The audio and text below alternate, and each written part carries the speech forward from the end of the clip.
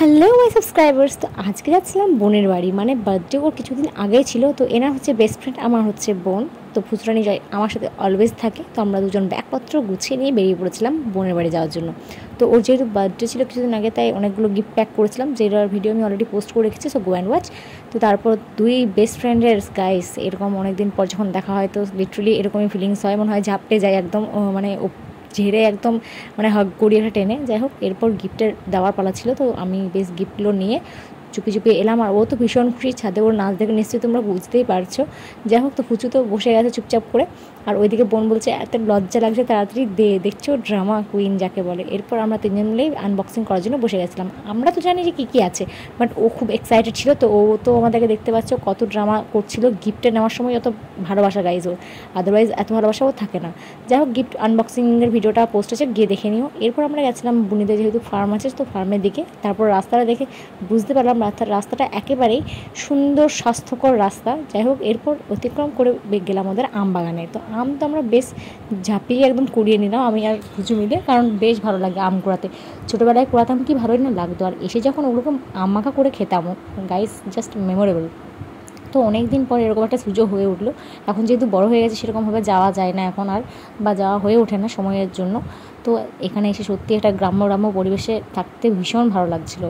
যাই হোক, এখানে আম কুড়িয়ে খাওয়ার পর আমরা বিকাল থেকে একটু বেরিয়ে যাবো বলে রেডি হয়ে গেছিলাম। তো ব্ল্যাক টি শার্ট অ্যান্ড তার সাথে আমি ক্যারি করছিলাম একটা ট্রাউজার, যেটা ছিল পার্পলের মধ্যে। অ্যান্ড আমার বোনে এই যে দেখতে পাচ্ছ, তারপর তিনজন মিলে বেরিয়ে পড়েছিলাম একটু হাওয়া খাওয়ার জন্য।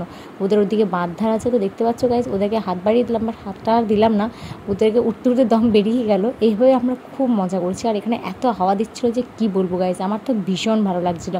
এরপর রাত্রে আবার রেডি সেডি হয়ে গেলাম বেরোনোর জন্য। মানে আজকে হচ্ছে 24 প্রহর, মেন মোটিভ ছিল আমাদের আসার এখানে 24 প্রহর বলে। তো 24 প্রহরের কাল শেষ হবে, আজকের দিনটা লাস্ট হবে আর কি। তো গৌরমন্ডলী না কি বলে, এগুলো তো গ্রামে সাধারণত হয়ে থাকে। তারপর দেখলাম রাস, কখনো দেখিনি, এই প্রথম দেখলাম। যেমন ছোটোতে ওই মাখন চুরি করে খেত, সেরকমই, কিন্তু চুরি করাটা আমার ঠিক চুরি করা লাগলো না, কারণ সবার সামনে চুরি করা যায় না গাইজ। যাই হোক, এরপর আমরা আইসক্রিম খেয়ে নিলাম, ভিড়ভাড়টা এড়িয়ে। ফাইনালি একটা আইসক্রিমে আমাদের ঠিক পোষায় না। তো যাই হোক, এরপর আরেকটা আইসক্রিম খেয়ে নিয়ে আমি বেরিয়ে পড়লাম বাড়ির উদ্দেশ্যে। অ্যান্ড দেন সকাল হয়ে আমরা জামা কাপড় গুছাতে লেগেলাম, সরি আমরা না, মানে ওরা। আর আমি বসে বসে এখানে ল্যাদ খাচ্ছিলাম, প্রচুর টায়ার্ড লাগছিলো, মানে রাত্রে অনেক জেগেছিলাম বলে। এরপর আজকে দুপুরে ছিল এখানে, যেহেতু আজকে শেষ, সেজন্য খেতে গেছিলাম এখানে, মানে প্রসাদ খাওয়ানো হবে বলে।